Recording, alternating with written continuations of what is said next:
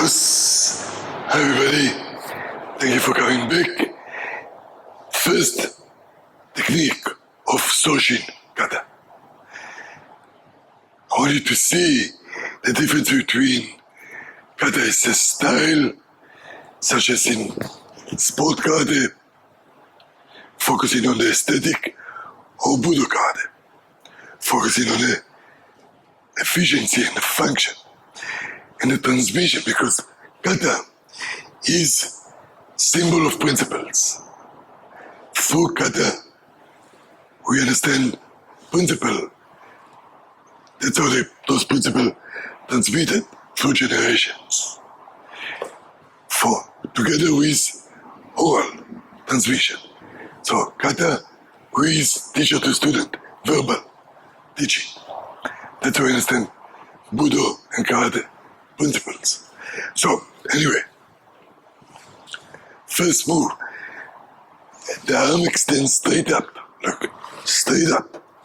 The foot and the arm move together. Look, I don't lift my shoulder. Shoulder down. And this initial action is not arm. It's from the feet. See, even this extension from inside. How to do it? This need to be one-on-one teaching, but I give you the concept. Center of the body extend down, using the floor. And it's not big, like some people try to make the kata exaggerated, and they go back and forth, forward, through the center. The foot and the arm start together and stop together. That's the optimal way to transmit the full weight to the technique. Look, I start extending the arm not by inhalation. Don't inhale. Imagine you commit it. That's a cue. Chant for exhale. Almost a notice. See, exhale, change direction. I'm not yet talking about the arm position. The energy is dropping, not rotation. Don't rotate. That will be a contradiction of energy. And since I said that, I have to talk about the arm position. You're not blocking to the side.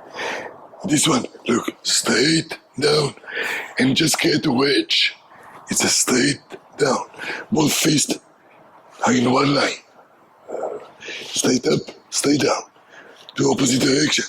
Therefore, the body is not forcefully straight, but naturally. A slight angle of my hips is natural, but the energy is from dropping. If I rotate, it's splitting of energy, contradiction of energy. Always your feet, hip, technique should match. Look at my arm. My arm is slightly curved, like an egg shape, not too straight, not too bend, like creating a wedge. If a kick comes, for example, creating a wedge. Both feet are on the same center line. This one is center of the wrist, one fist for my forehead. Sound like Kagyuke. The timing of the foot is very important. The timing of the step. The foot step first. The foot and then the weight. If you look from the side, it's almost as I go into back stance. Look, I send my foot forward, keeping the weight, and the weight join. Foot, then weight. Look, foot, then weight. So back stance becomes Sochin, right? Foot, then weight. This is extremely important. Because if I move my weight too soon, it's too slow. Shifting the center of the body is heavy, relatively. So I move my foot first, and the weight join. Yeah. So foot, then center. Foot, then center. Now you can see that Right? This way, not only now the movement is slow in the kata, but slow for speed. And it's faster to move the foot than the weight. Also, I still have control. Look, as I step, this leg still control. I still have support leg. Till then, if I shift my weight, I lose my support leg. Yes? Therefore, foot, then weight. And so those are just few points of the first movement of Sochin. So you understand now why kata can take a long time to master. I just gave you a few points. And if Sensei Nijama was correcting me, I now will give me 50 more points just on this one move. But the good thing is the one move principles apply to many. And all these principles, each one of them have to do with kumite, with application.